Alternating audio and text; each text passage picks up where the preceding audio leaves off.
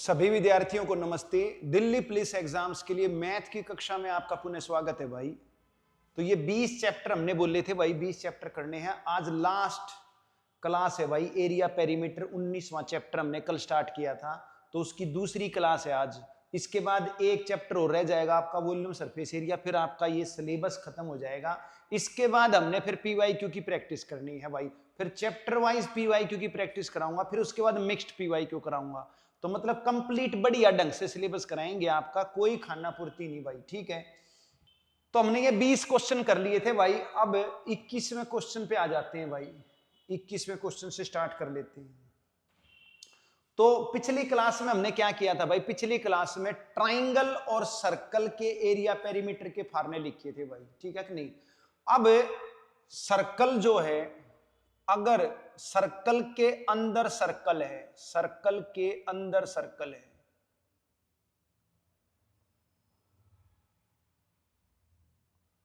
तो पूछ लेगा आपसे कि इन दोनों सर्कल के बीच का जो रीजन है उसका एरिया कैसे निकले। तो इनको हम ये भी बोल सकते हैं कॉन्सेंट्रिक सर्कल। कॉन्सेंट्रिक सर्कल वो होते हैं जिनका सेम सेंटर हो, संकेंद्रीय वृत्त जिनका एक ही केंद्र हो। तो कॉन्सेंट्रिक सर्कल्स अगर दे दे, ठीक है कि नहीं, फिर उनके बीच का एरिया पूछ ले, ठीक है। इसको हम सर्कुलर पाथ भी बोल सकते हैं, ये सर्कुलर पाथ हो गया आपका। तो सर्कुलर पाथ का एरिया पूछ ले तो कैसे निकलेगा। तो जो अंदर वाला सर्कल है इसका रेडियस स्मॉल आर, और जो बाहर वाला सर्कल है इसका रेडियस कैपिटल आर, और इन दोनों सर्कल के बीच की जो दूरी है उसको हम बोल देंगे W, यानी विड्थ ऑफ पाथ। तो भाई ये मैंने क्या बना दिया, ये सर्कुलर पाथ बना दिया है, सर्कुलर पाथ, वृत्ताकार पथ, वृत्ताकार पथ। जो शेडेड एरिया है यही वृत्ताकार पथ है। तो इसका पेरीमीटर भी और इसका एरिया भी दोनों पूछ सकता है भाई, ठीक है। तो सबसे पहले हम लिखेंगे width of path, width of path, पथ की चौड़ाई।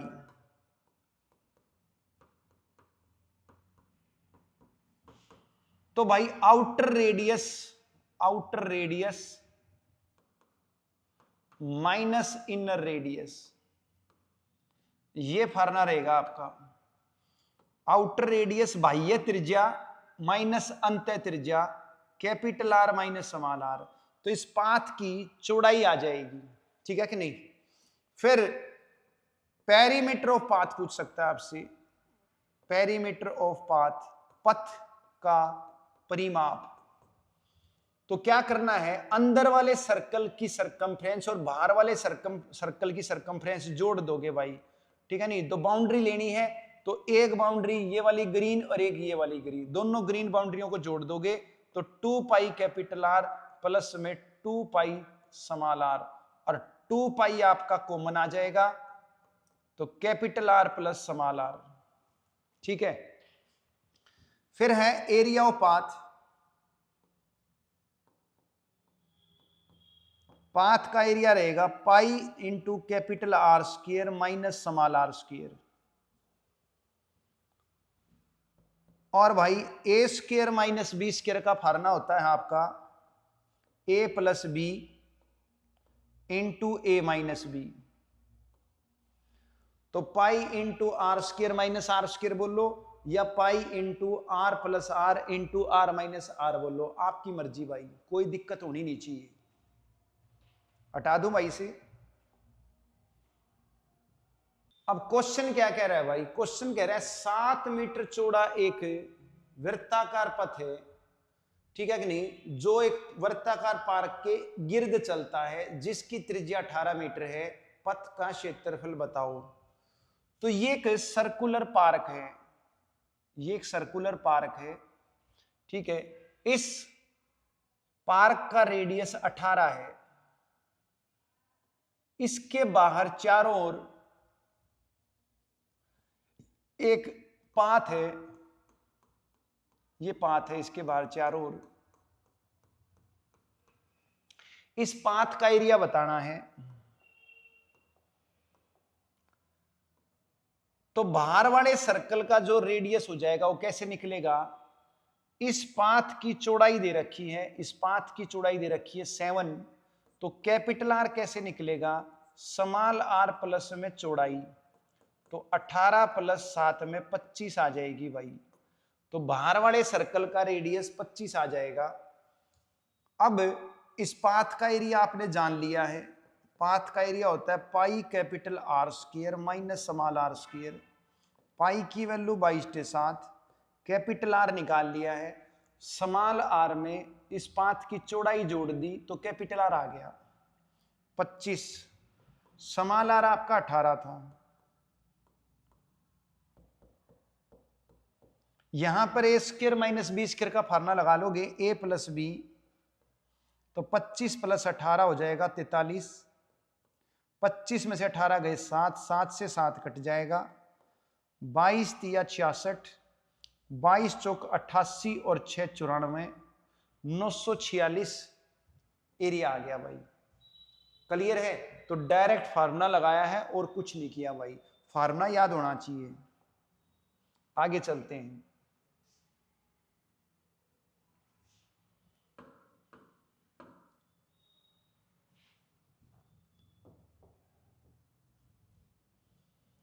अब भाई क्या है, हमने सर्कल ले लिया, हमने सेमी सर्कल ले लिया, हमने सर्कुलर पाथ ले लिया।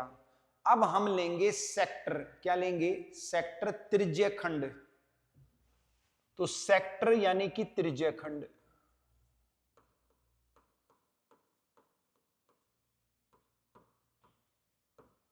अब ये त्रिज्यखंड क्या है भाई? एक सर्कल है, इस सर्कल में से,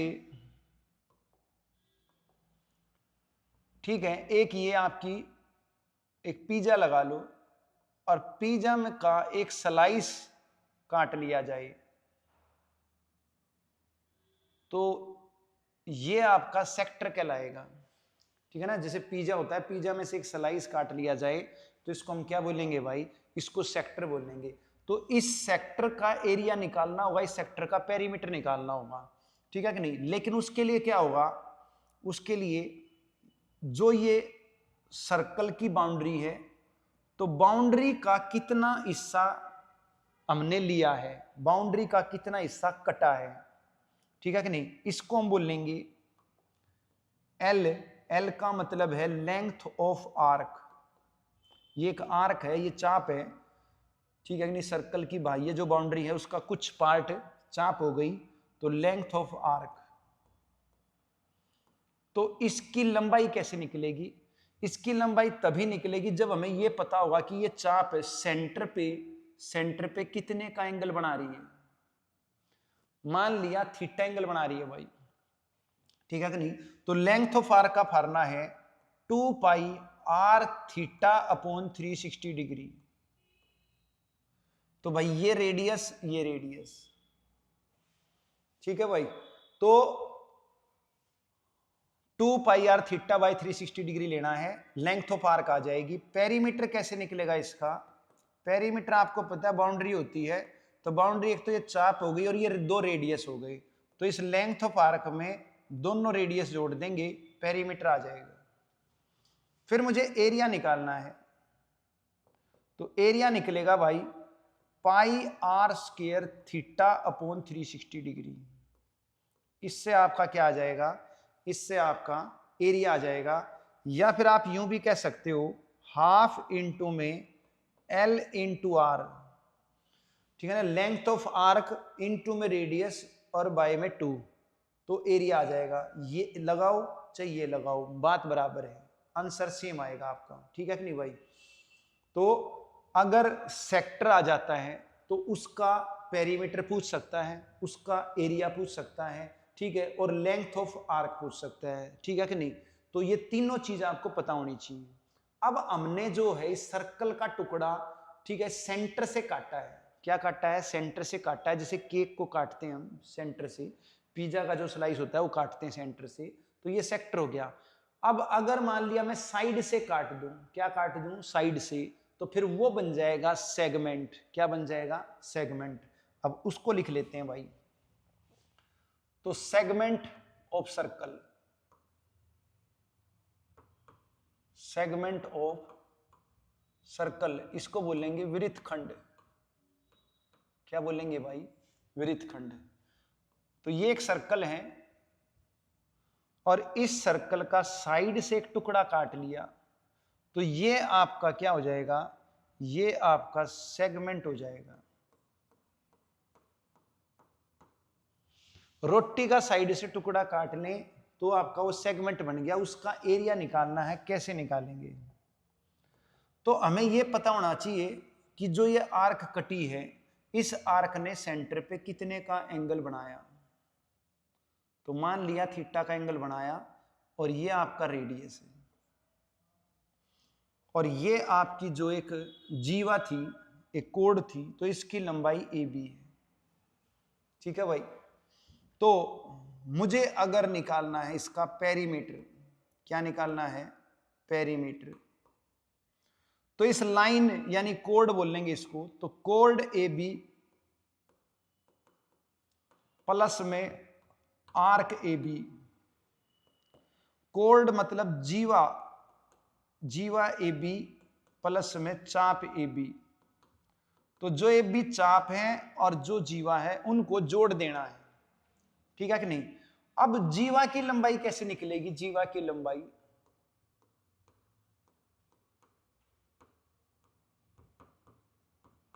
जीवा क्या होती है? बाउंड्री पर कोई दो पॉइंट नोर उनको मिला दूं तो वो लाइन आपकी जीवा कहलाएगी। ठीक है कि नहीं?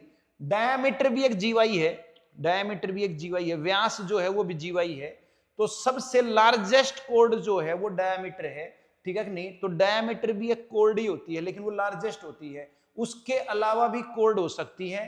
ठीक है कि नहीं? तो ये कोड है मगर ये डायमीटर नहीं है, क्योंकि ऐसी कोड जो सेंटर से पास करेगी वो डायमीटर होगी। ठीक है कि नहीं? ये सेंटर से पास नहीं कर रही तो ये कोड है सिर्फ, ये डायमीटर नहीं है। ठीक है कि नहीं? तो अब इस कोड की लंबाई पूछ ले, लेंथ ऑफ कोड AB। तो इसका फार्मूला रहेगा 2r sin theta by 2। Clear भाई? 2r into sine theta by 2। Trigonometry इसमें यूज होगी भाई। ठीक है कि नहीं? तो हमें थीटा पता होना चाहिए और साइन की टेबल याद होनी चाहिए, तो आपकी कोड की लंबाई निकल जाएगी। फिर एरिया निकालना है मुझे। तो एरिया का फार्मूला रहेगा, दरअसल ये जो सेक्टर है, इस सेक्टर में से इस ट्राइंगल का एरिया माइनस कर देंगे तो मैं ये कह सकता हूं area of sector minus area of triangle. Sector में से ट्राइंगल का एरिया माइनस करूंगा तो सेगमेंट का एरिया आ जाएगा, और सेक्टर का एरिया लिखवा दिया pi R square theta by 360 degree, और इस ट्राइंगल का एरिया रहेगा भाई half R square sine theta. तो इसमें भी ट्रिग्नोमेट्री यूज होगी भाई। तो 1/2 आर स्क्वायर साइन थीटा, ये ट्राइंगल का एरिया। ठीक है कि नहीं? और ये पूरा सेक्टर का। तो सेक्टर में से ट्राइंगल का हटाऊंगा तो सेगमेंट का बच जाएगा भाई। ठीक है कि नहीं? किसका बच जाएगा? सेगमेंट का बच जाएगा, एरिया ऑफ सेगमेंट। तो भाई सेक्टर का पेरीमीटर सेक्टर का एरिया, सेगमेंट का पेरीमीटर सेगमेंट का एरिया। सेक्टर के लिए आर्क चाहिए, ठीक है कि नहीं? और सेगमेंट के लिए कोड चाहिए भाई, कोड की लंबाई। आर्क भी चाहिए, कोड भी चाहिए, दोनों चाहिए भाई। ठीक है? तो ये आपके सर्कल वाले क्वेश्चन सारे हो गए हैं। अब सर्कल का एक चौथा पार्ट भी पूछ सकता है आपसे, वो और निकाल देते हैं।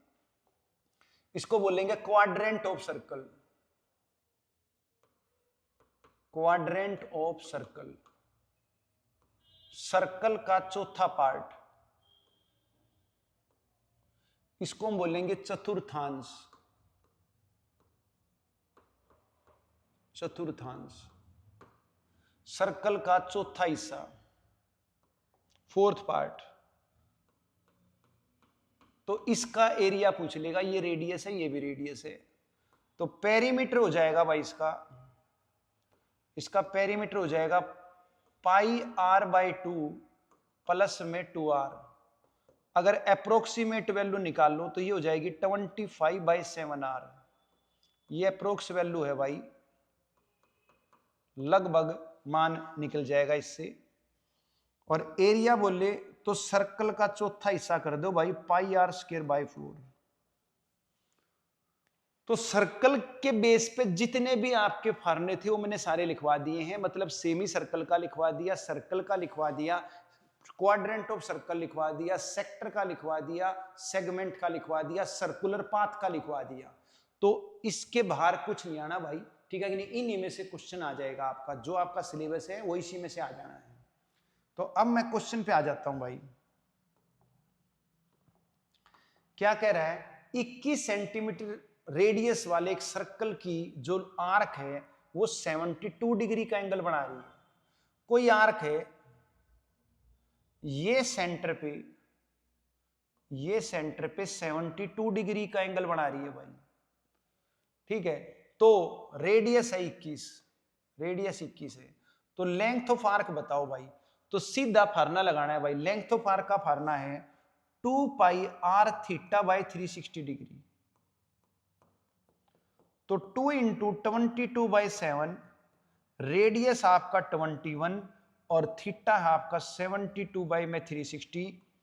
तो भाई ये हो जाएगा 7 से कट गया आपका 3 पर, 72 से कट गया आपका 5 पर। तो ये हो जाएगा आपका 22 दूनी 44 दिया 132/5, यानी कि 26.4 हो जाएगा भाई, ठीक है। तो भाई लेंथ ऑफ आर्क आ जाएगी 26.4। बात क्लियर हो गई होगी, कोई भी समस्या होनी नहीं चाहिए भाई, ठीक है। आगे चलते हैं। वो कह रहा है कोई सर्कल है,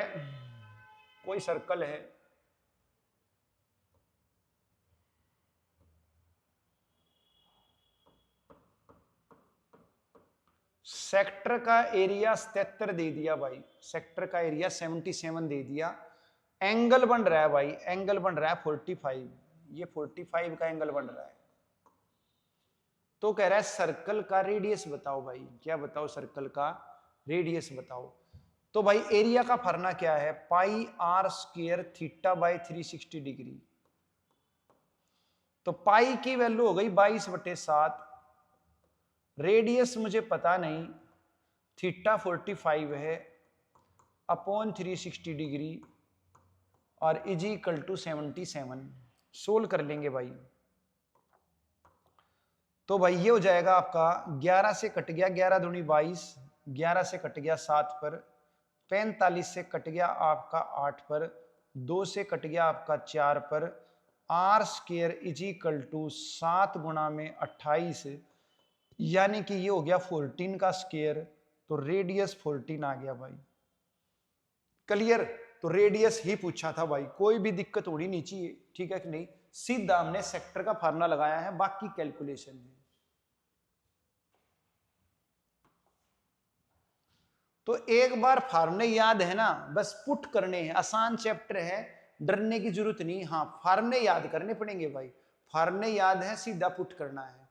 और चैप्टर में क्या होता है, फार्मूला याद भी है तब भी उसमें पुट करेंगे तो भी बनती नहीं बात, क्योंकि स्टेटमेंट उड़ जाके बोलता है। यहां सिंपल फार्मूला लगाना है और कुछ नहीं करना। 14 सेंटीमीटर रेडियस वाला एक सर्कल है जिसकी कोड सेंटर पे 90 का एंगल बनाती है भाई, ठीक है नहीं, क्या बनाती है, 90 का एंगल बनाती है। तो ये आपकी एक कोड है, ये सेंटर पे 90 का एंगल बना रही है, रेडियस 14 है भाई।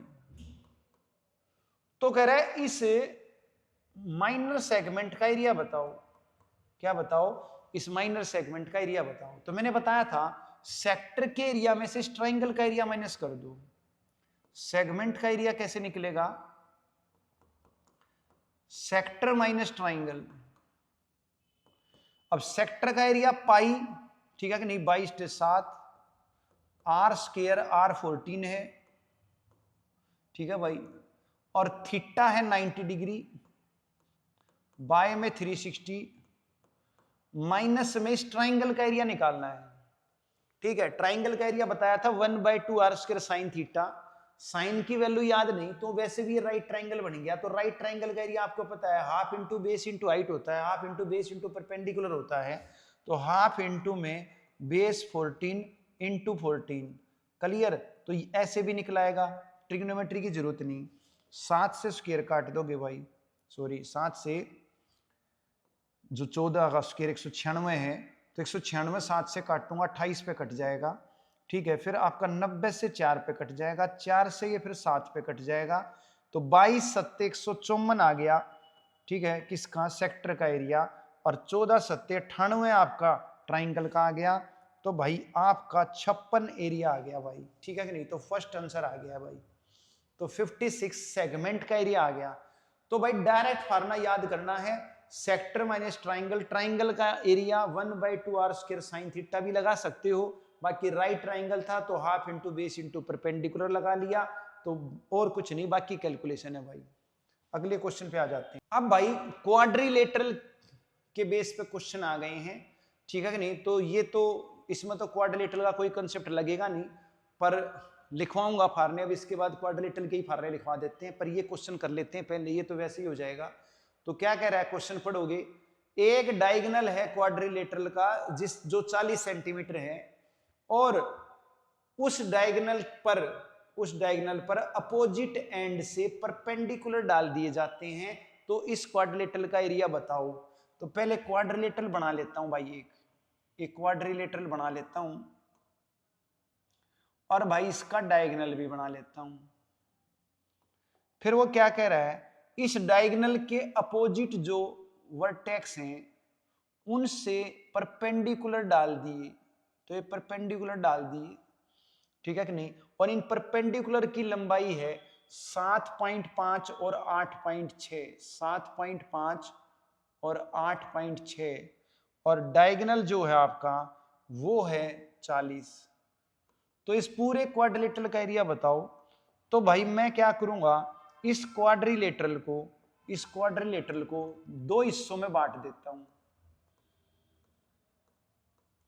एक ट्राइंगल ये बन गया और एक ट्राइंगल ये बन गया। तो क्या करूंगा मैं, इन दोनों ट्राइंगल के एरिया को जोड़ दूंगा, तो पूरे क्वाड्रिलेटरल का एरिया आ जाएगा। क्वाड्रिलेटरल मतलब चतुर्भुज, जिसमें 4 भुजा होती हैं, वो क्वाड्रिलेटरल कहलाता है, ठीक है कि नहीं। तो मैंने इसको दो हिस्सों में बांट दिया, त्रिभुज प्लस त्रिभुज, तो इस त्रिभुज का एरिया और इस त्रिभुज का एरिया पूरे चतुर्भुज का एरिया आ जाएगा। तो अब ट्राइंगल का एरिया कैसे निकलेगा भाई, ट्राइंगल का एरिया निकलेगा half into base into height. तो बेस क्या है, ये डायगोनल है आपका 40 और हाइट ये है, तो 40 गुणा में 7.5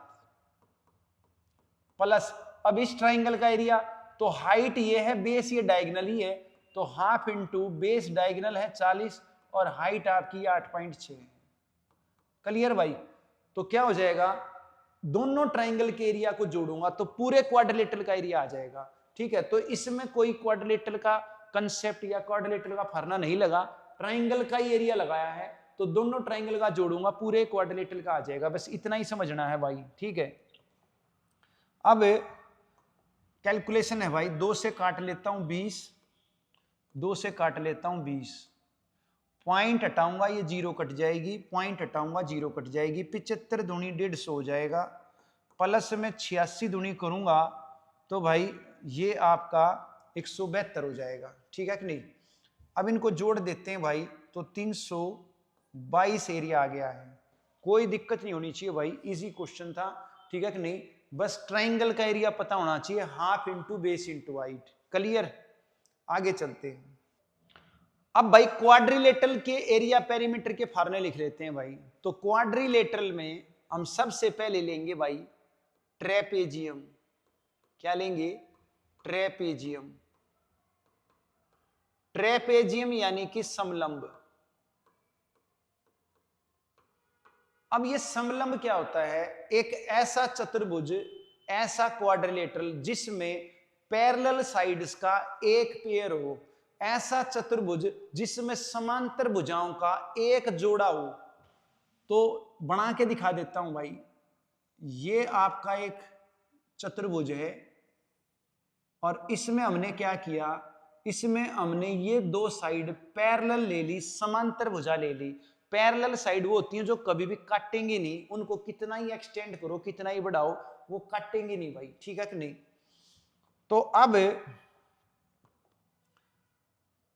ये साइड मान लिया मैंने, ये ए है ये बी है, ये ए है ये बी है, पैरेलल साइड्स की लंबाई मान ली ए और बी, तो इनके जो बीच की दूरी होगी, जो इन पैरेलल साइड्स के बीच की दूरी होगी, बीच की जो परपेंडिकुलर डिस्टेंस होगा वो हाइट कहलाएगी। वो क्या कहलाएगी? हाइट कहलाएगी। तो इसका एरिया कैसे निकलेगा? Area half into sum of parallel sides, sum of parallel sides multiply में distance between parallel sides, distance between parallel sides. तो हाफ इनटू में समांतर भुजाओं का जोड़ a प्लस बी, इनटू में समांतर भुजाओं के बीच की दूरी, वही ऊंचाई होगी यानी h। तो ये आपका फार्मूला बन गया एरिया का। और पेरीमीटर तो आपको पता ही है, सारी भुजाओं का जोड़ होता है, तो सारी भुजाओं को जोड़ देना। मान लिया ये भुजा C और D हैं, तो फिर पेरीमीटर तो भाई सारी भुजाओं का जोड़ हो जाएगा, a plus B plus C plus D हो जाएगा। क्लियर? ये आपकी असमांतर भुजा है, ठीक है कि नहीं, नॉन पैरेलल साइड हैं, गैर समांतर भुजा हैं, और ये आपकी समांतर भुजा है, ठीक है कि नहीं। तो समांतर भुजाओं के जो बीच की दूरी होगी ना, वही ऊंचाई कहलाएगी ट्रेपेजियम की। इतना ध्यान रखना है। तो ट्रेपेजियम के बेस पे क्वेश्चन आना होगा, तो इतना ही कंसेप्ट काफी है। अब इसके बाद आ जाते हैं भाई सेकंड हाफ का पैरेललोग्राम। पैरेललोग्राम समांतर चतुर्भुज।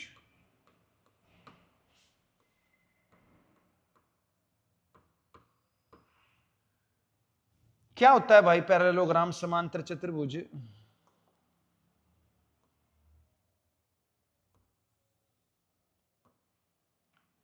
जिसमें पैरेलल साइड्स के दो पेयर हों।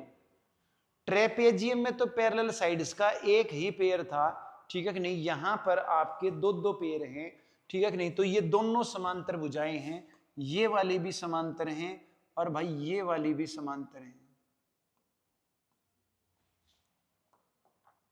प्लस में ये जो पैरेललोग्राम होता है, इसकी आमने सामने की भुजाएं बराबर रहेंगी। ये ए है तो ये भी ए है, ये बी है तो ये भी बी है।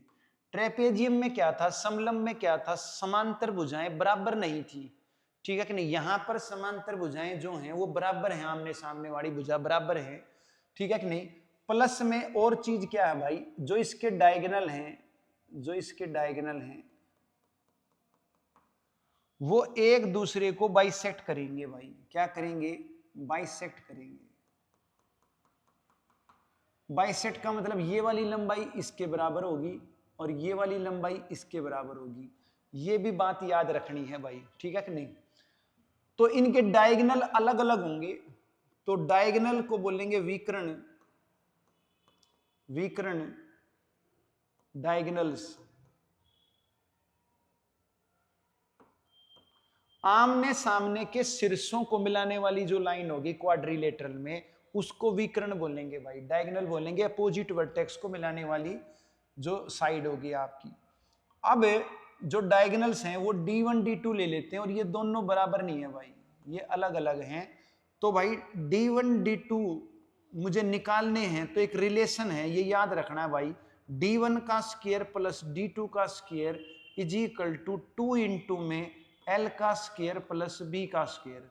तो ये डायगोनल और साइड LB यहां पर साइड है, तो LB लिखो या AB लिखो, ठीक है।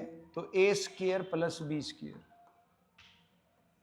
तो ये आपका डायगोनल और पैरेललोग्राम की साइड के बीच रिलेशन है।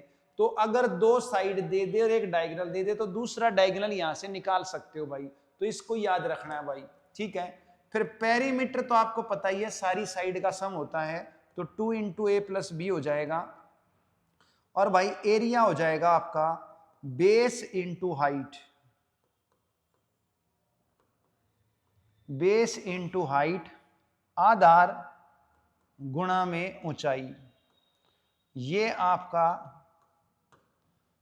पैरेललोग्राम का एरिया आ गया, समांतर चतुर्भुज का क्षेत्रफल आ गया। ट्राइंगल का एरिया होता है half into base into height, तो हाफ हट जाएगा यहां से, बेस इंटू हाइट पैरेललोग्राम का आ जाएगा। क्लियर है भाई। तीसरे पे आते हैं भाई। तीसरा तीसरा रहेगा आपका रोम्बस। रोम्बस है आपका समचतुर्भुज।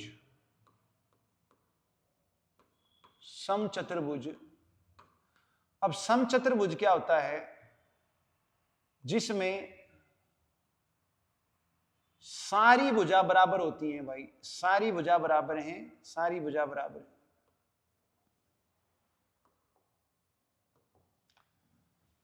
और ये भी पैरेलल साइड होंगी आमने सामने की, ये भी आमने सामने की पैरेलल ही रहेंगी आपकी, लेकिन सारी बराबर है। इसमें पैरेललोग्राम में आमने सामने की बराबर थी, सारी बराबर नहीं थी, इसमें सारी बराबर है। ठीक है, फिर डायगोनल जो है यहां पर, ये जो डायगोनल हैं अलग अलग हैं यहां पर भी डायगोनल, लेकिन ये डायगोनल 90 पर काटेंगे, 90 एंगल पर कट करेंगे भाई, ये चीज याद रखनी है। और बाइसेक्ट भी करेंगे और 90 पर काटे भी गए, ये दोनों बात याद रखनी है। ठीक है, तो यहां पर डायगोनल का रिलेशन रहेगा d1 square plus d2 square is equal to 4a square, तो ये रिलेशन रहेगा भाई। और पेरीमीटर रहेगा 4a, और एरिया बेस इंटू हाइट तो रहेगा ही भाई, जो पैरेललोग्राम का एरिया था वो यहां भी लगेगा, साथ ही साथ एक नया और आ गया हाफ इंटू में d1 इंटू d2, तो ये बड़ा फार्मूला और लगेगा भाई।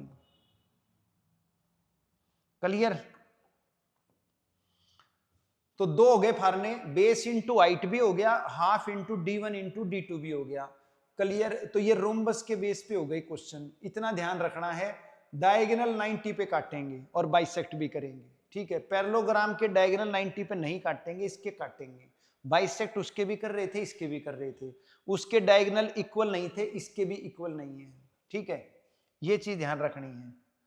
दूसरी बात और है यहां पर एक चीज, पैरेललोग्राम के जो डायगोनल है ना, वो एंगल को भी बराबर बराबर बांटेंगे, एंगल को भी बराबर बराबर बांटेंगे, ये बात भी है भाई। जो ये जो डायगोनल हैं, ठीक है, रोम्बस के, वो बराबर बराबर एंगल को बांट देंगे।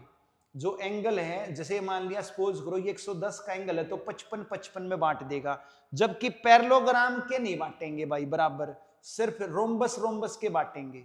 ठीक है, ये एंगल मान लिया 70 का है, तो 35 35 में बांट देगा। क्लियर है? तो डायगोनल एंगल को भी बराबर बांटेंगे, आपस में भी बराबर बांटेंगे, ठीक है कि नहीं, और 90 पे काटेंगे। ये बात, तीन बात है, ये तीनों याद रखनी है। डायगोनल की तीन विशेषताएं यहां पर, इन तीनों विशेषताओं को भूलना नहीं है। फिर उसके बाद आ जाते हैं भाई, आपका कौन सा हो गया है, चौथा आ गया है, तो फोर्थ है फिर आपका रेक्टेंगल। रेक्टेंगल है आयत।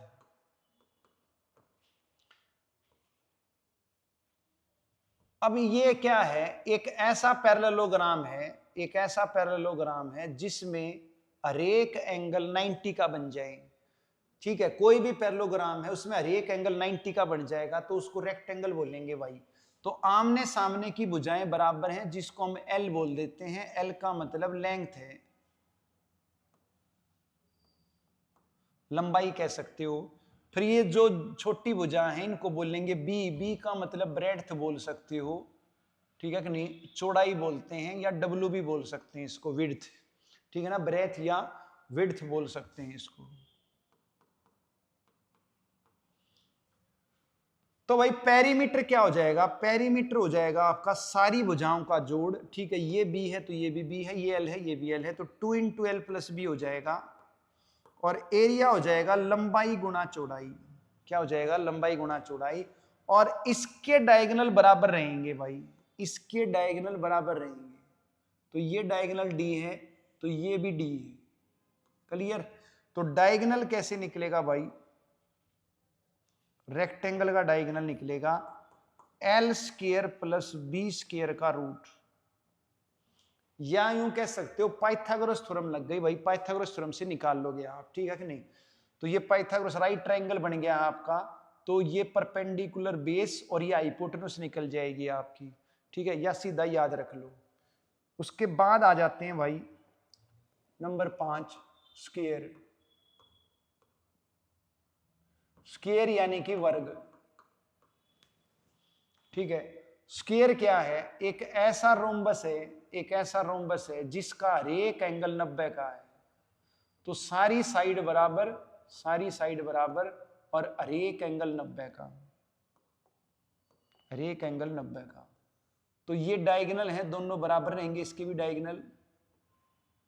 तो डायगोनल का फार्मूला रहेगा आपका,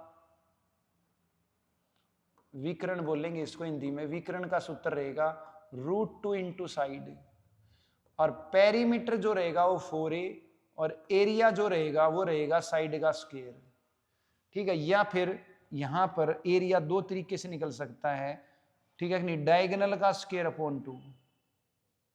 तो ये स्क्वायर का एरिया, डायगोनल और पेरीमीटर, ठीक है भाई। तो आपके क्वाड्रिलेटरल सारे हो गए हैं भाई, ट्रेपेजियम हो गया, पैरेललोग्राम हो गया, रोम्बस हो गया, रेक्टेंगल हो गया, स्क्वायर हो गया, ये 500 क्वाड्रिलेटरल हो गए हैं भाई। इनके फार्मूले याद करने हैं, बस फार्मूले याद हैं, पर क्वेश्चन फटाफट होंगे, फिर कोई दिक्कत आएगी नहीं। एक फार्मूला और लिख लेते हैं भाई, इसमें एक फार्मूला और लिखवा देता हूं। ये है आपका नंबर 6, रेक्टेंगुलर पाथ, ठीक है नहीं, रेक्टेंगुलर पाथ का फार्मूला और लिख लो। अब ये रेक्टेंगुलर पाथ जो है ना, ये भी आपके दो टाइप के हैं भाई, ये भी दो टाइप के हैं आपके। एक तो है आउटर पाथ,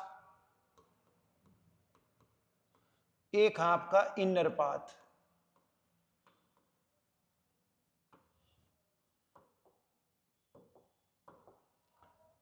तो भाई एक रेक्टेंगुलर पार्क है आपका, ये रेक्टेंगुलर पार्क है जिसकी चौड़ाई है, लंबाई है। इस रेक्टेंगुलर पाथ के चारों ओर एक रास्ता है, इस रास्ते का एरिया बताना है,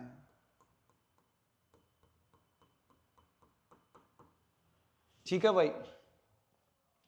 या पेरीमीटर पूछ सकता है, दोबारा ले लेते हैं भाई। तो ये एक रेक्टेंगल है, ये एक रेक्टेंगल है, इसके अंदर है अब की बार रास्ता, इसके अंदर है भाई।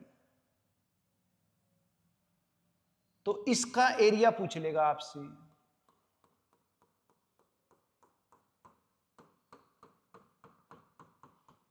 ठीक है भाई। तो क्या फर्क है भाई, इसमें रेक्टेंगल के बाहर रास्ता है, इसमें रेक्टेंगल के अंदर रास्ता है, इसलिए इसको इनर पाथ बोलेंगे, उसको आउटर पाथ बोलेंगे। अब बाहर वाले की लंबाई L है और चौड़ाई B है, ठीक है। अब इस रास्ते की जो चौड़ाई है, रास्ते की जो चौड़ाई है वो W ले लेते हैं, रास्ते की चौड़ाई W है, ठीक है भाई। तो अब ध्यान से देखो, बाहर वाली लंबाई कितनी हो जाएगी, बाहर वाली लंबाई, बाहर वाली लंबाई हो जाएगी, ये जो आपकी लंबाई थी L, इसमें ये वाली चौड़ाई और ये वाली चौड़ाई जुड़ जाएगी, तो बाहर वाली लंबाई हो जाएगी L + 2W। और इसकी चौड़ाई कितनी हो जाएगी, बाहर वाली हो जाएगी B + 2W। इसी प्रकार इसकी अंदर वाली लंबाई कितनी हो जाएगी, L - 2W, और चौड़ाई हो जाएगी B - 2W। क्लियर भाई। तो ये अंदर की लंबाई आ गई, चौड़ाई आ गई, इसमें बाहर की लंबाई और चौड़ाई आ गई। कैसे आई? विड्थ, जो पाथ की विड्थ है, पथ की जो चौड़ाई है, उसको जोड़ने से आई, उसमें घटाने से आई। अब पूछ सकता है आपसे, क्या पूछेगा भाई, आपसे यही पूछेगा पेरीमीटर बताओ भाई, पेरीमीटर। तो इसका पेरीमीटर रहेगा 2 इंटू में 2 नहीं 4 आएगा भाई, 4 इंटू में L + B + 2W, और इसका पेरीमीटर रहेगा 4 इंटू में L + B - 2W। फिर एरिया पूछ लेगा, इसका एरिया रहेगा L + B + 2W इंटू में 2W, इसका एरिया रहेगा भाई L + B - 2W इंटू में 2W। तो ये बाहर वाले पाथ का पेरीमीटर और एरिया, ये अंदर वाले पाथ का पेरीमीटर और एरिया, ये चीज याद रखनी है भाई, ठीक है। एक फार्मूला और लिखवा देता हूं बस, फिर सारे फार्मूले हो जाएंगे आपके, फिर सीधे क्वेश्चन करेंगे हम। तो नंबर 7 है क्रॉस्ड पाथ्स। क्रॉस्ड पाथ्स तो दरअसल क्या है, एक रेक्टेंगुलर पार्क है और इसके अंदर दो रास्ते दे रखे हैं भाई, ऐसे दो रास्ते दे रखे हैं और वो रास्ते आपस में कट कर रहे हैं, वो रास्ते आपस में कट कर रहे हैं। तो इनका एरिया बताना है।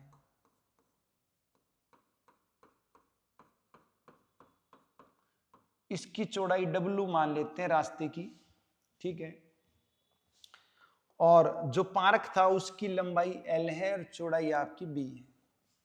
तो भाई पेरीमीटर पूछ ले आपसे, इसका पेरीमीटर रास्तों का, चारों दोनों रास्ते जो हैं, इन दोनों रास्तों का, ठीक है कि नहीं, जो आपस में कट कर रहे हैं, ठीक है, काट रहे हैं, तो पेरीमीटर आ जाएगा, जो रेक्टेंगल का पेरीमीटर है वही इसका पेरीमीटर है, यानी 2 × L + B, और एरिया आ जाएगा आपका L + B - W × W। Clear भाई? तो ये आपने याद रखने हैं भाई, ठीक है, इनमें कोई भी मतलब लापरवाही बरतनी नहीं है भाई किसी भी हालत में। इनके बेस पे क्वेश्चन आ गया तो भाई फार्मूला याद है तो हो जाएगा, फार्मूला याद नहीं है तो भाई फिर कैलकुलेशन बहुत ज्यादा हो जाएगी और इतना टाइम फिर है नहीं हमारा, ठीक है कि नहीं, तो पजल हो जाओगे भाई। तो इसलिए बेटर ये है कि फार्मूला अपना याद हो, क्योंकि जितनी ज्यादा कैलकुलेशन होगी तो फिर कहीं ना कहीं गलती भी होती है, फिर दिमाग पजल हो जाता है, तो आखिरी में क्वेश्चन गलत ही होता है। तो फार्मूला याद है, टाइम भी कम लगना है, ठीक है कि नहीं, और भाई फिर कोई पजल भी नहीं होगा, मिस्टेक भी नहीं होगी, जल्दी से हो जाएगा आपका, ठीक है। तो क्वेश्चन पे आ जाते हैं।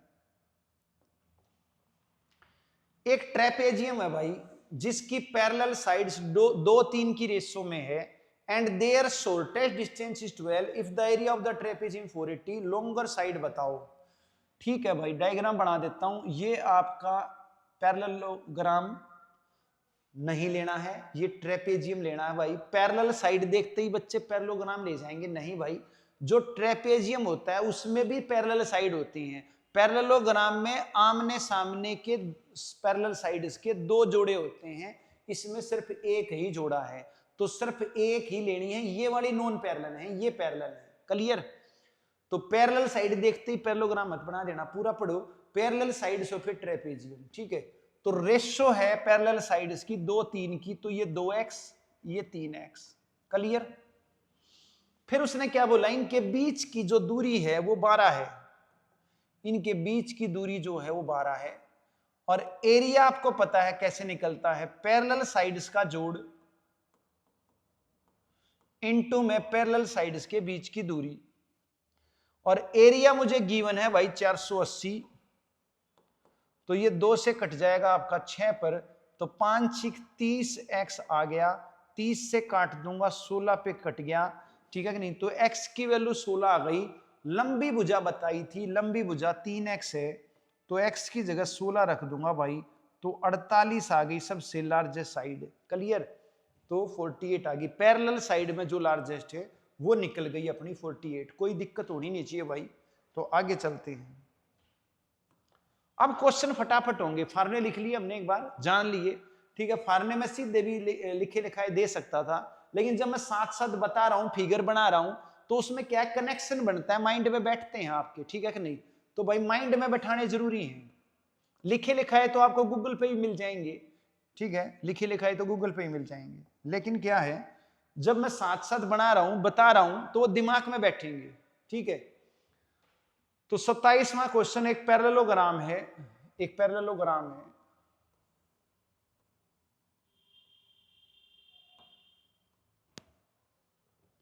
जिसकी साथ वाली भुजाएं जो है 36 27 हैं, ये 36, ये 27। इन छोटी भुजाओं के बीच की दूरी 12 है, बड़ी भुजाओं के बीच की दूरी बतानी है भाई। तो ये जो छोटी भुजा है 27, जो छोटी भुजा है, इनके बीच की दूरी दे दी, इनके बीच की दूरी दे दी है, ये दे दी है 12।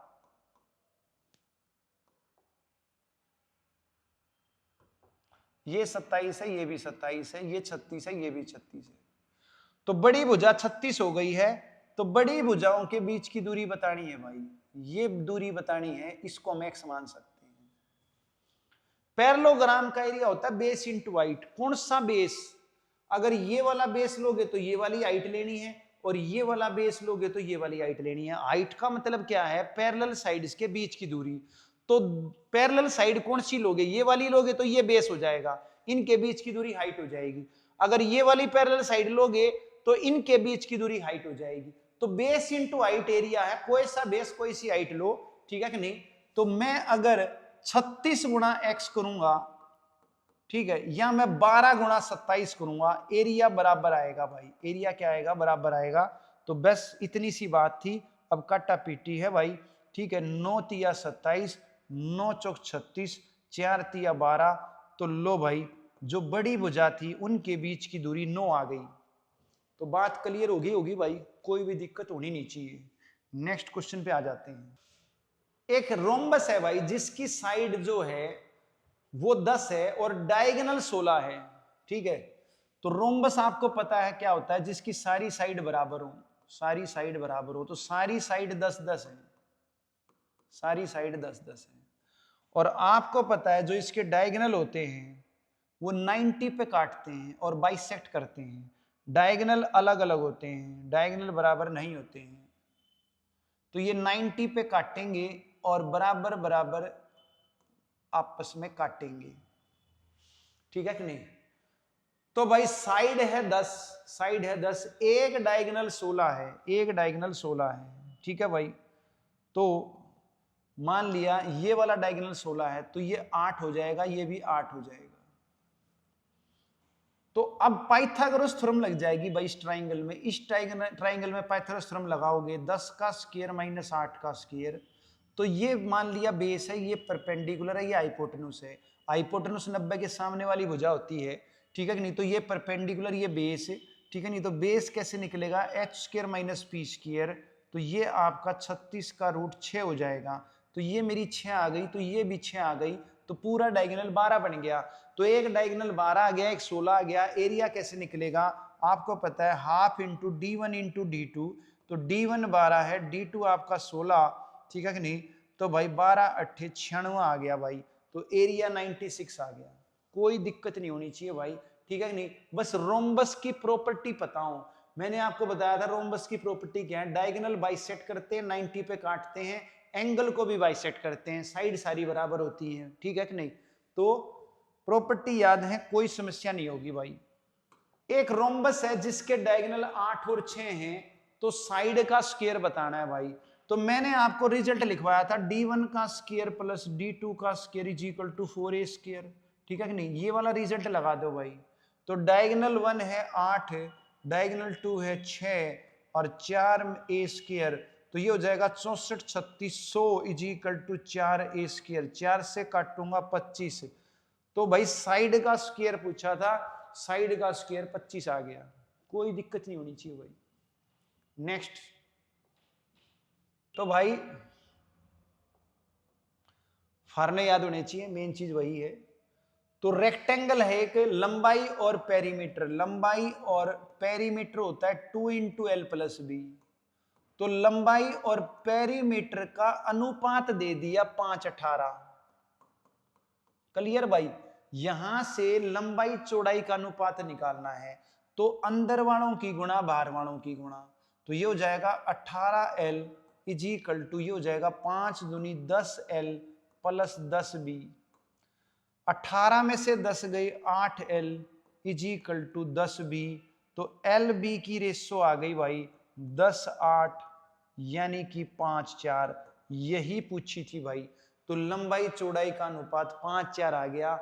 रेशो का कंसेप्ट क्लियर होना चाहिए, अंदर वालों की गुणा बाहर वालों की गुणा, ठीक है कि नहीं। बस बाकी कैलकुलेशन है।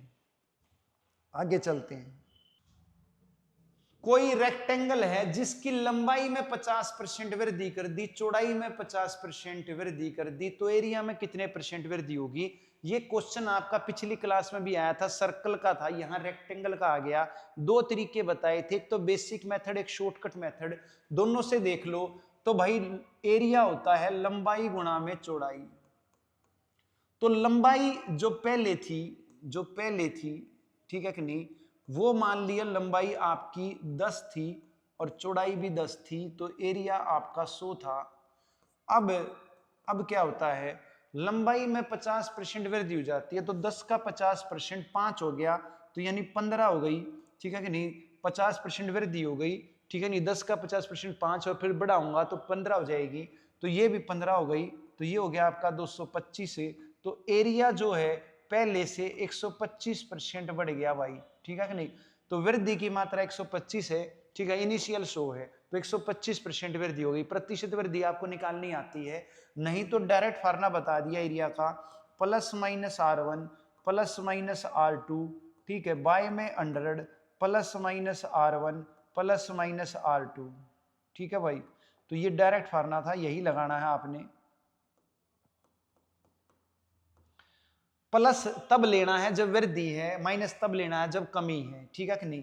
तो R1 रिप्रेजेंट कर रहा है लंबाई में वृद्धि को, R2 रिप्रेजेंट कर रहा है चौड़ाई में, और बताया था अगर सर्कल है तो R1 R2 रेडियस में या डायामीटर में प्रतिशत वृद्धि कमी को बताएगा, और अगर ट्राइंगल है तो R1 बेस में और R2 हाइट में बताएगा, और अगर स्क्वायर है तो R1 R2 साइड में बताएगा, यानी R1 भी साइड में R2 भी साइड में, ठीक है कि नहीं। और रेक्टेंगल है तो R1 लंबाई में और R2 चौड़ाई में बताएगा। तो इस तरीके से करना है भाई। तो यहां लंबाई में भी 50% वृद्धि, चौड़ाई में भी वृद्धि है, तो R1 भी प्लस 50, R2 भी प्लस 50 बटे में 100, R1 भी प्लस 50, R2 भी प्लस 50, तो 0 0 0 कट जाएगा भाई, 25 प्लस 100 125% की वृद्धि होगी भाई। तो पहला आंसर आ गया है। बेसिक से करो, ऐसे मान के करो 100, या फिर क्या कहते हैं शॉर्टकट लगाओ, आपकी मर्जी। आगे चलते हैं। एक आयताकार भूखंड की लंबाई में 5% की वृद्धि, चौड़ाई में 10% की कमी, क्षेत्रफल में कितनी वृद्धि कमी होगी, वही सूत्र लगा दोगे। R1 है +5, R2 है -10, ठीक है। R1 लंबाई में वृद्धि कमी, R2 चौड़ाई में वृद्धि कमी, वृद्धि प्लस कमी माइनस बटे 100 +5 -10, तो ये हो जाएगा -50 बटे में 100 और -5 0 0 -0.5 -5 -5.5 5.5% की कमी होगी, क्योंकि आंसर माइनस में आ गया, तो 5.5% डिक्रीज हो जाएगा एरिया भाई। कोई प्रॉब्लम नहीं, सीधा को सूत्र लगा दिया, ठीक है कि नहीं। और बेसिक से करना चाहो तो उससे भी कर सकते हो, लेकिन जरूरत क्या है भाई, जब फार्मूला में याद है, हमें टाइम बचाना है। तो आगे चलेंगे भाई। 25 मीटर लंबा और 15 मीटर चौड़ा एक सभागार के चारों ओर 3.5 मीटर चौड़ाई का एक बरामदा है, ठीक है। उस बरामदे के फर्श पर प्रति वर्ग मीटर की दर पर तैयार करने की कुल लागत कितनी होगी, ये बताना है भाई, ठीक है कि नहीं। तो भाई पहले हम क्या करते हैं, एक सभागार यानी कि एक होल बना लेते हैं। तो ये आपका एक होल है जिसकी लंबाई 25 है और चौड़ाई 15 है। क्लियर भाई। अब क्या करना है, इसके चारों ओर एक बरामदा लेना है, ठीक है। इस बरामदे को तैयार करने का खर्च बताना है, तो इस बरामदे का एरिया बताना पड़ेगा भाई। और ये क्या बन गया, आउटर पाथ बन गया। आउटर पाथ का एरिया भी बताया आपको, एरिया ऑफ आउटर पाथ क्या बताया था, L + B + 2W इंटू में 2W, ये फार्मूला लिखवाया आपको। तो भाई इस बरामदे की जो चौड़ाई है वो 3.5 मीटर है, 3.5 मीटर, ठीक है कि नहीं। तो भाई एरिया निकाल लेते हैं, एक बार पहले एरिया निकाल लेते हैं। लंबाई तो हो गई आपकी कितनी 25, चौड़ाई 15 और 2W है आपकी 3.5, ठीक है कि नहीं, और 2W 2 इंटू 3.5, तो ये हो जाएगा 40 और 7 47 और इंटू में 7, और ये भाई मीटर में थे तो metre square, area metre square में ही आता है, आपको पता है स्क्वायर यूनिट होती है। तो ये हो जाएगा 7 7 49 और 7 चौक 28 4 32, 329 मीटर स्क्वायर आ गया भाई, ठीक है कि नहीं। तो कोई दिक्कत होनी नहीं चाहिए भाई। अब उसने बोला है क्या बताओ, खर्च बताओ, ठीक है कि नहीं। तो भाई जो ये बरामदे के फर्श का खर्च दे रखा है 27.5 रुपए प्रति वर्ग मीटर, इसका मतलब क्या है, इसका मतलब ये है कि 1 मीटर स्क्वायर पर, 1 मीटर स्क्वायर एरिया पर 27.5 रुपए का खर्च आ रहा है, ठीक है कि नहीं। और मेरा जो एरिया है वो 329 मीटर स्क्वायर है, तो 1 मीटर स्क्वायर पर इतने का खर्च आ रहा है, तो 329 मीटर स्क्वायर पर कितने का खर्च आएगा। तो 27.5 को 329 रुपये से गुणा कर दूंगा भाई, क्या कर दूंगा, 329 से गुणा कर दूंगा। 27.5 का मतलब क्या है भाई, 27.5 का मतलब 55/2 है, इंटू में 329 करूंगा, तो पहले मैं गुणा कर लेता हूं 5 से, 29 पंजे 145 और 5 दिया 15 और 1 16, फिर 11 से गुणा कर लेता हूं और फिर 2 से भाग कर लूंगा, ठीक है कि नहीं। तो 11 पंजे 55 है और 11 चौक 44 और 5 49 और भाई 11 6 66 और 4 70, 11 एकम 11 और 7 18, अब 2 से भाग कर लेता हूं भाई, 2 नीम 18 और 0 और भाई 2 चौक 8 और 2 सत्ते 14, 2 पंजे 15, 9,047 रुपये 50 पैसे का खर्चा आएगा। दोबारा देख लो भाई, एक होल है 25 बाय 15 का होल है, बाहर बरामदा बनाना है 3.5 मीटर चौड़ा, आउटर पाथ हो गया, आउटर पाथ का एरिया लिखवाया था L + B + 2W × 2W, LBW की वैल्यू रख दी, एरिया आ गया। उसने बोला है 27.5 रुपये का खर्चा रहा है 1 मीटर स्क्वायर पर, 1 मीटर स्क्वायर पर इतने का खर्चा है, तो 329 मीटर स्क्वायर पर कितने का खर्चा होगा, 329 से गुणा कर दो और भाई कैलकुलेशन है, सी आंसर आ गया। कोई दिक्कत होनी नहीं चाहिए भाई। नेक्स्ट क्वेश्चन पे आ जाते हैं। एक सर्कल और रेक्टेंगल का पेरीमीटर सेम है भाई, सर्कल का पेरीमीटर होता है 2πr और भाई रेक्टेंगल का पेरीमीटर होता है 2 × L + B, ये बराबर दे रखा है, 2 से 2 कट जाएगा, पाई की वैल्यू 22/7 होती है और रेडियस है भाई आपका, रेडियस निकालना है, रेडियस दे नहीं रखा, तो एल बी दे रखी है, लंबाई चौड़ाई दे रखी है आपकी 18 + 26, ठीक है भाई।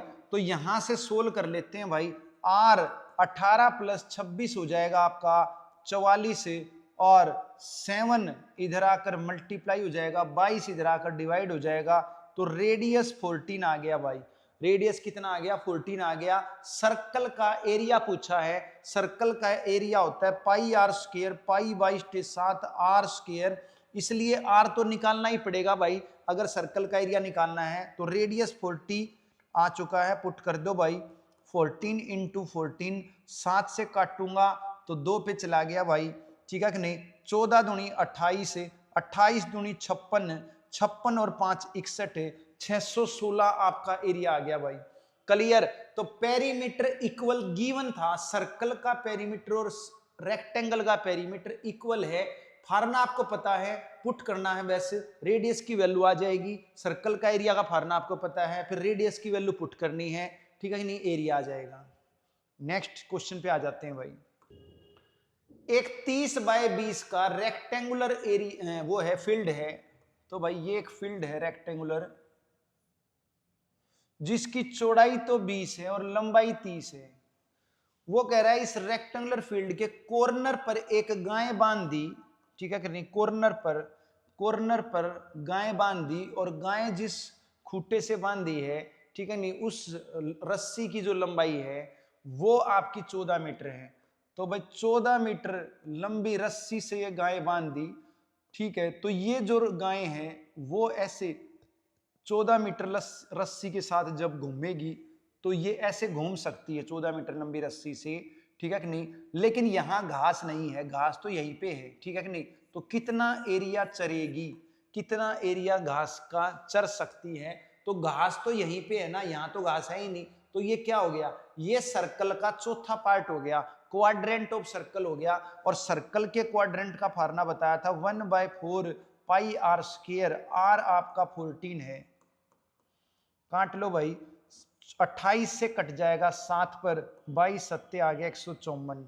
क्लियर भाई, 154 एरिया आ गया, कोई दिक्कत होनी नहीं चाहिए, ठीक है कि नहीं। सर्कल का फोर्थ पार्ट क्वाड्रेंट चतुर्थांश का एरिया निकालना है, ठीक है, उसका फार्मूला आपको पता है 1/4 पाई आर स्क्वायर। आगे चलते हैं भाई, 36 क्वेश्चन में क्या कह रहा है भाई, एक स्क्वायर फील्ड है जिसका एरिया दो रेक्टेंगुलर फील्ड के सम के इक्वल है भाई, ठीक है। ये आपका एक स्क्वायर है, ये एक स्क्वायर है जिसकी साइड में ए मान लेता हूं, इसका एरिया दो रेक्टेंगुलर फील्ड हैं उनके सम के इक्वल है, ठीक है कि नहीं। तो ये जो रेक्टेंगल है इसकी लंबाई चौड़ाई है 40 20, और जो दूसरा रेक्टेंगल है उसकी लंबाई चौड़ाई है 25 17। तो भाई इसका एरिया साइड का स्क्वायर, इसका एरिया लंबाई गुणा चौड़ाई, ठीक है कि नहीं, और इसका एरिया लंबाई गुणा चौड़ाई, ठीक है कि नहीं। तो इसका हो गया आपका 800 और इसका हो गया 425 से, ये हो गया 1225 से, और ये हो गया 35 का स्क्वायर। तो भाई स्क्वायर से स्क्वायर कट जाएगा, साइड आ गई 35। क्लियर भाई, तो भाई स्क्वायर की साइड 35 है। आगे चलते हैं, 37वें क्वेश्चन पे आते हैं। एक स्क्वायर है आपका जहां पर मुझे टाइल लगानी है, क्या लगानी है भाई, टाइल लगानी है। तो जो स्क्वायर है, ये जो स्क्वायर फील्ड है, इसका एरिया दे दिया 64 मीटर स्क्वायर। एक मीटर स्क्वायर में, एक मीटर में 100 सेंटीमीटर होते हैं।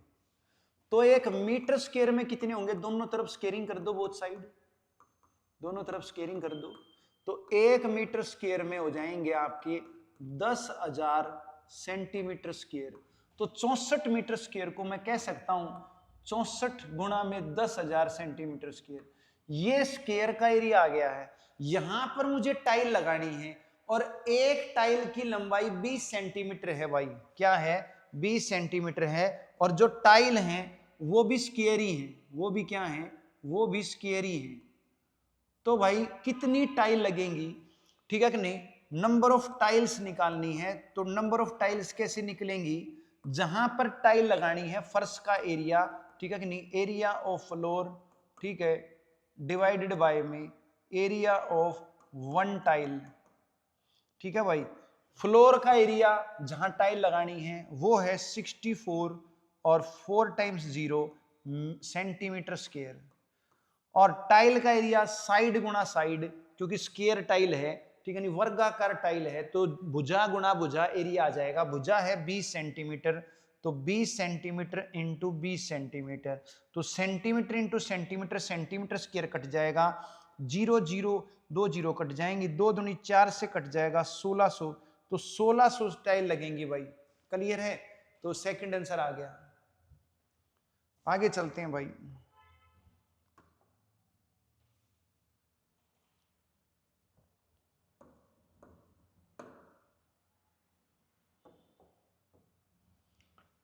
एक स्क्वायर के चारों कोणों पर, ठीक है कि नहीं, 4 सर्कल टच कर रहे हैं भाई, ठीक है कि नहीं, सर्कल के चारों कोणों पर क्या कहते हैं, सर्कल खींचे गए हैं और वो टच कर रहे हैं बाह्य रूप से, एक्सटर्नली। तो उन स्क्वायर और सेक्टर जो है उनके बीच का एरिया बताना है भाई, ठीक है। तो देखो भाई एक स्क्वायर बना लेते हैं। सबसे पहले मैं एक स्क्वायर बना लेता हूं, ये आपका एक स्क्वायर है, ठीक है। और इस स्क्वायर के कॉर्नर पर, इस स्क्वायर के कॉर्नर पर 4 कॉर्नर हैं, तो मैं सर्कल बना लेता हूं भाई, ये सर्कल बना लेता हूं, ठीक है, ऐसे सर्कल बना लिए। तो चारों कॉर्नर पर एक सर्कल बना लिए हैं, ठीक है कि नहीं। क्लियर भाई, तो ये जो सर्कल हैं ये बाह्य रूप से टच कर रहे हैं। तो इन सर्कल के सेक्टर और स्क्वायर के बीच का एरिया बताना है हमें, यानी कि हमें ये वाला एरिया बताना है। तो ये वाला एरिया कैसे निकलेगा भाई, इस स्क्वायर में से इन चारों सेक्टर का एरिया माइनस कर दो। अब स्क्वायर की साइड क्या होगी, जो इन सर्कल का डायमीटर है वो स्क्वायर की साइड है, तो स्क्वायर जो रेडियस है वो 4 दे रखा था, तो ये रेडियस 4 है, ये भी 4 है, ये भी 4 है, ये भी 4 है, ये भी 4 है, ये भी 4 है, ये भी 4 है। तो स्क्वायर की साइड 8 आ गई, स्क्वायर की साइड कितनी आ गई, 8 आ गई। तो स्क्वायर का एरिया कितना हो जाएगा, साइड का स्क्वायर 8 का स्क्वायर हो जाएगा। इस स्क्वायर के एरिया में से इन चारों सेक्टर का एरिया निकाल देता हूं। सेक्टर मतलब ये सर्कल का चौथा पार्ट है, ठीक है कि नहीं। तो सर्कल का चौथा पार्ट क्वाड्रेंट, क्वाड्रेंट का एरिया होता है 1/4 पाई आर स्क्वायर, ठीक है कि नहीं, पाई आर स्क्वायर। आंसर पाई में ही है इसलिए पाई की वैल्यू रखनी नहीं, पाई आर स्क्वायर, आर आपका 4 है, ठीक है। और ये सेक्टर 4 हैं, एक सेक्टर का एरिया हो गया, तो 4 का 4 से गुणा कर दो, या एक सर्कल भी बन जाएगा, तो सर्कल का माइनस कर दो। तो 4 से 4 कट गया, 64 माइनस में 16 पाई। अब 16 कॉमन आ जाएगा तो 4 माइनस पाई हो जाएगा, तो 16 इंटू 4 माइनस पाई, ठीक है। फोर्थ आंसर आ गया भाई। इंपॉर्टेंट क्वेश्चन है, इस टाइप का क्वेश्चन पहले आया हुआ है, आगे भी आने की संभावना रहेगी भाई, ठीक है। तो क्या करना है, स्क्वायर में से एक सर्कल का या 4 क्वाड्रेंट का एरिया माइनस करना है आपने, और कुछ नहीं करना, बीच का एरिया आ जाएगा।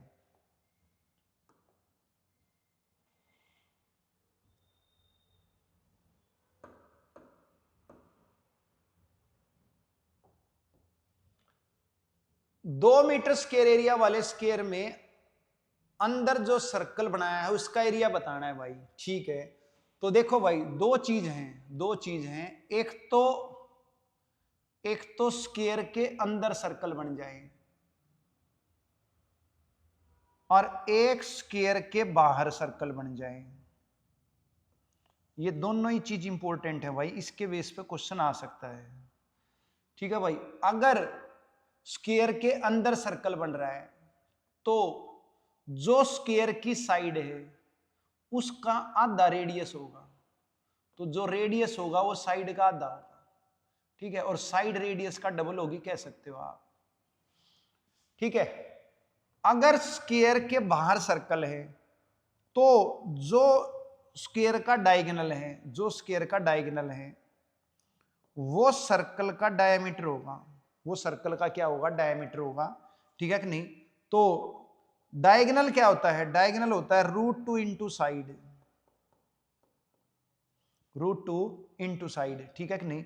साइड आपकी स्क्वायर की ए है, स्क्वायर आपकी साइड ए है, तो यहां रेडियस हो जाएगा साइड का आधा, यहां रेडियस हो जाएगा डायगोनल का आधा, ठीक है कि नहीं, डायगोनल का आधा हो जाएगा। डायगोनल √2 इंटू साइड होती है, तो √2 इंटू साइड का आधा हो जाएगा रेडियस, ठीक है। या इसको रेशनाइज करूंगा तो a/√2 हो जाएगा, कह सकते हो।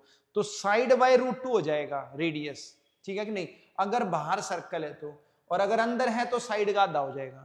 तो ये दोनों फार्मूले आपको याद रखने हैं भाई, फिर कोई समस्या आएगी नहीं, इसके बेस पे क्वेश्चन आ जाते हैं, इंपॉर्टेंट कंसेप्ट है, ठीक है।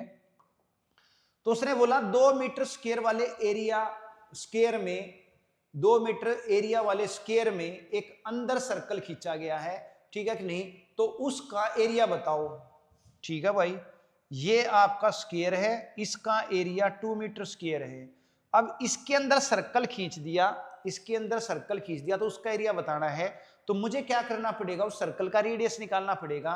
तो भाई इस स्क्वायर का एरिया क्या होता है, स्क्वायर का एरिया होता है साइड का स्क्वायर, तो साइड कितनी आ गई, साइड √2 आ गई, ठीक है कि नहीं। अब रेडियस कैसे निकलेगा, रेडियस निकलेगा साइड का आधा, ठीक है नहीं। अब साइड है मेरी √2, तो √2 का आधा हो जाएगा भाई, क्या हो जाएगा, √2 का आधा हो जाएगा रेडियस।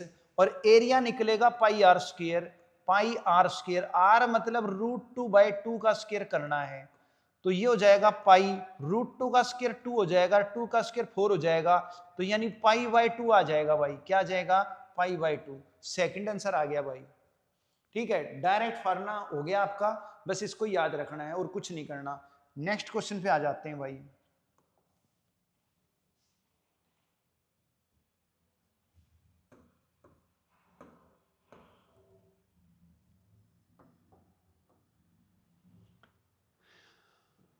8 सेंटीमीटर रेडियस वाले एक सर्कल के बाहर स्क्वायर बनाया गया है। ठीक है भाई, ये एक सर्कल है जिसका रेडियस 8 है, इसके बाहर, ठीक है कि नहीं, इसके बाहर वृत्त के ना 8 सेंटीमीटर रेडियस वाले वृत्त के अंतर्गत अंदर एक स्क्वायर बनाया है, सॉरी अंदर बनाया भाई।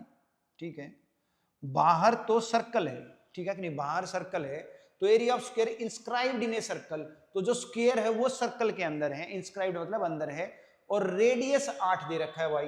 रेडियस कितना दे रखा है? 8 दे रखा है। तो बताओ स्क्वायर का एरिया क्या होगा? आपको पता है भाई, आपको क्या पता है कि जो आपका सरकम